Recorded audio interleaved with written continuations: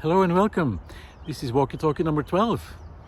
And I teleported myself back from the other place where I was taking you last time.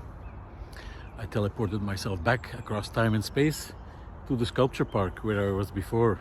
I'm almost in the same place. You can see the installation by Per Kirkeby behind me.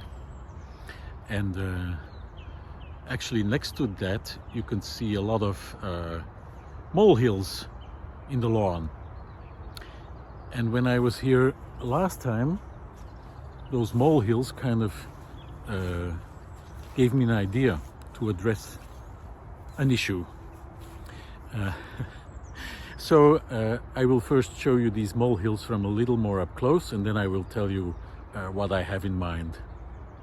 So here you can see these molehills. There's really many all over this lawn. And I'm sure the people who manage the park are not very happy about these. Usually people are really angry when moles show up in their gardens and do this to their lawns. This is one of those times when people get upset with nature doing what nature does. But so I found these molehills interesting to draw an analogy last time when I was here. So please join me for a little thought exercise. So what do molehills have to do with worldviews and paradigms, you may wonder? Well, it struck me last time when I was here that you could see this whole lawn as something that could serve as an example of our worldview, because a lawn is kind of a cultured thing. It's controlled, it's shaped by humans, so it's a place where humans try to control nature to their design. It's a park, and parks are shaped by humans. And the more extreme example of such a thing is, of course, French gardens like the one at Versailles, where every shrub and tree and blade of grass is shaped to fit a very rigid pattern. This isn't that bad, of course, but still this is kind of shaped by humans and maintained. And lawns are a construct. We weed out what we don't want. We just want the grass and nothing else, and we want it to be neat and tidy. And then all of a sudden these animals come along from underground and just spread their molehills all over the place.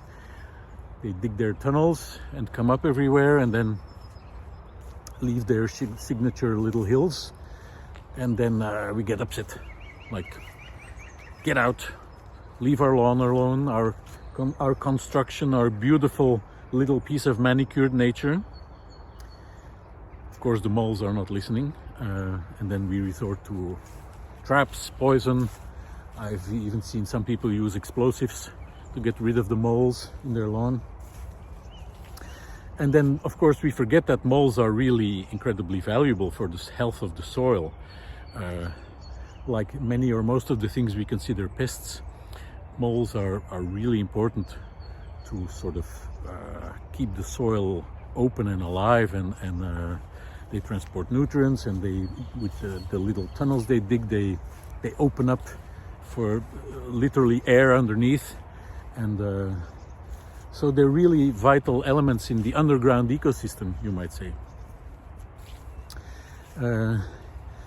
But we forget that, and then we just want it to look neat and tidy. We want to keep it under control, and I think that's kind of a nice analogy with what we're doing on a civilizational level.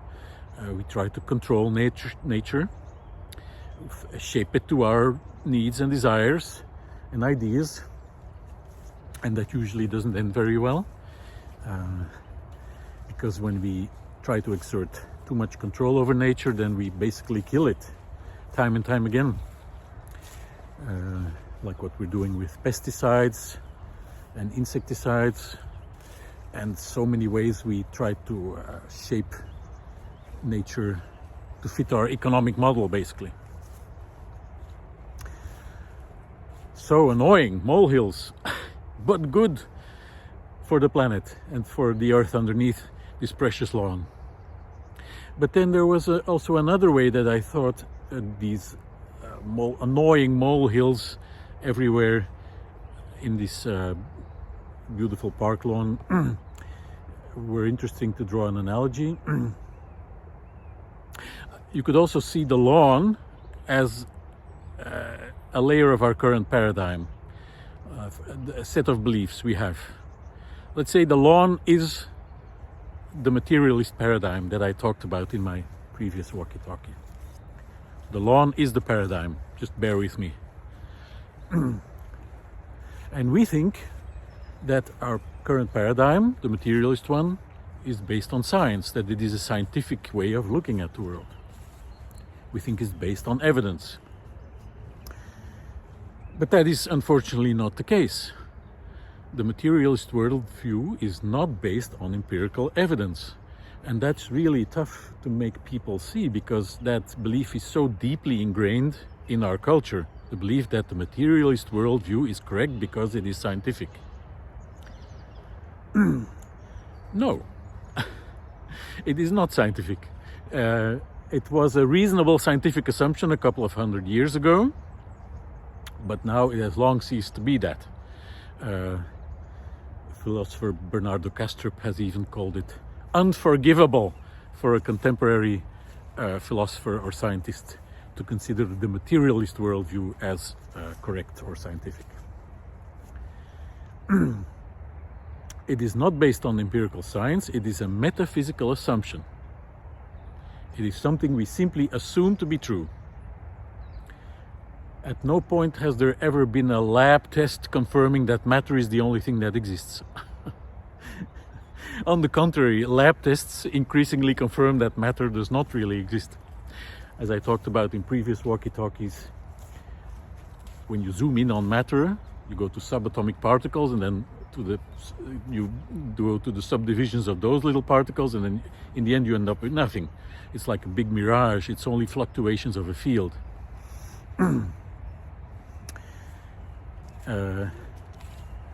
But anyway, our culture assumes that the materialist worldview is unshakably proven by the scientific method.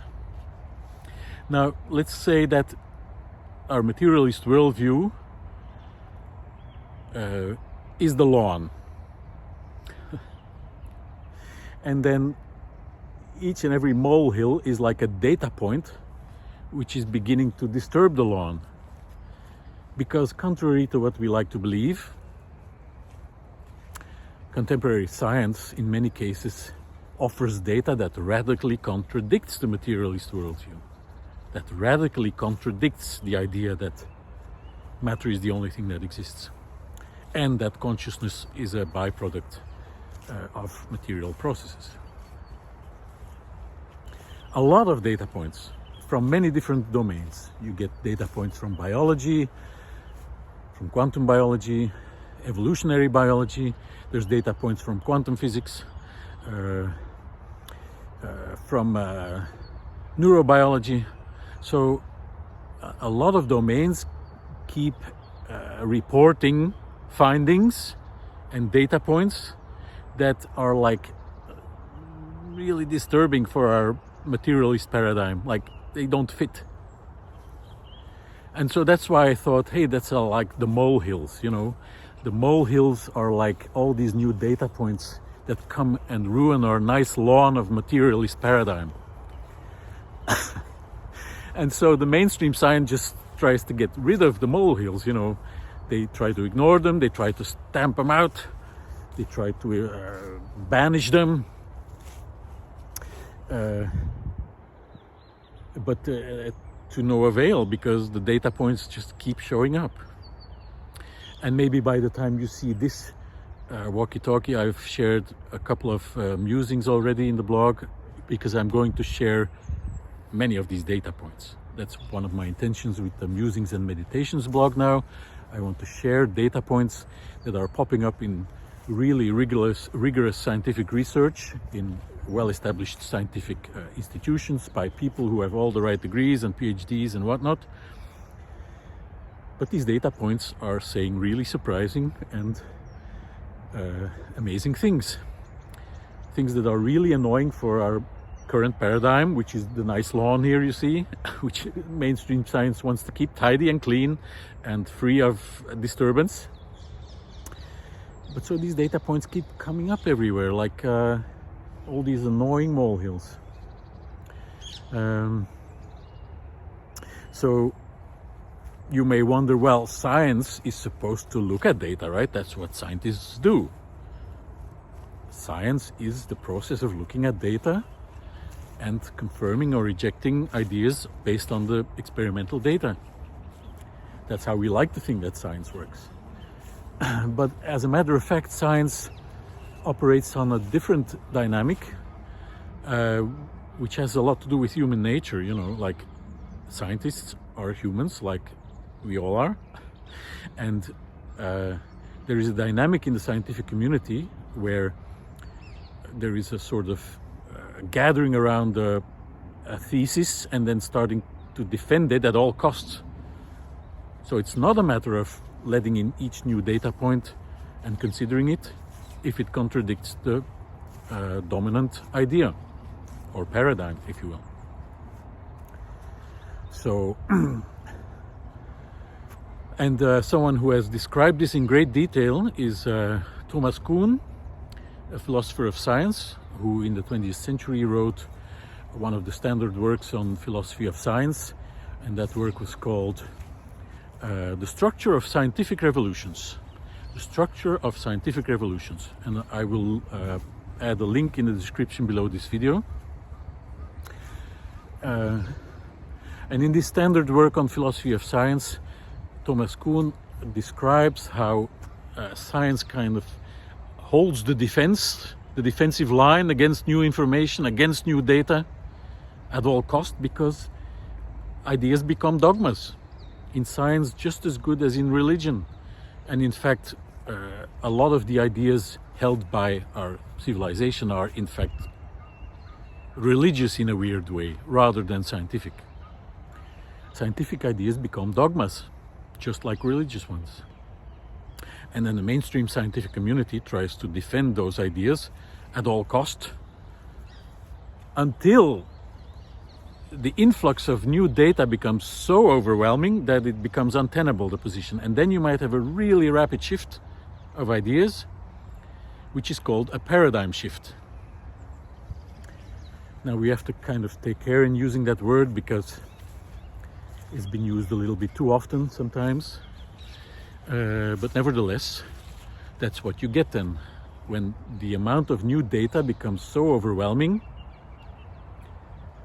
that it's like a dam breach, you know, and all of a sudden in a very short time you can have a really rapid change of paradigm, scientific paradigm. And so all this new data which is coming in research facilities all over the world basically keeps chipping away at this nice little lawn that is the contemporary scientific paradigm. And so actually I'm going to show you these molehills again because it's really nice how to see how they pop up everywhere in this lawn. So you see there's really a lot of them. Really annoying. And actually in the scientific world you get a really similar phenomenon, like the data points that are showing up that are really annoying for our current paradigm are really as numerous as this. And there's many data points that I will talk about in my blog, in my musings, in the Walkie Talkies. And one of those data points is the recent findings in consciousness research. But there are other data points. There are data points that contradict our standard theory of neo-Darwinism, how evolution happens, the origin of the universe, Big Bang Theory, the relationship between quantum processes and classical physical processes, whereas we used to think there was a barrier between the two. That turns out is not the case. There is phenomena that don't fit our materialist paradigm, like extrasensory perception, and things like telepathy and synchronicities, and you may start to feel some resistance already, but that's just because then if you do feel resistance against these ideas, that's because you're very much immersed in our current paradigm. A lot of these things are being researched in scientific facilities by really capable scientists, coming up with amazing data, for example, in the case of telepathy. So a lot of data points spread out in the field like this, all coming to kind of disturb our current understanding of the world. And so I, for one, I'm fascinated by all these data points that are kind of ruining the lawn, so to speak, the nice tidy lawn of our contemporary worldview, because all of them point to this radically new worldview, which we really need, as I've been trying to explain in the past couple of Walkie Talkies. So I see it as one of the aspects of my job, so to speak, to help signal boost these discoveries, these data points. All of them are controversial, and few, if any, are accepted in mainstream science at this point. But they are gaining ground, and more scientists are beginning to realize that these data points can't be ignored, like the molehills. You know, you can pretend they're not there, but they are, and you better start noticing them. And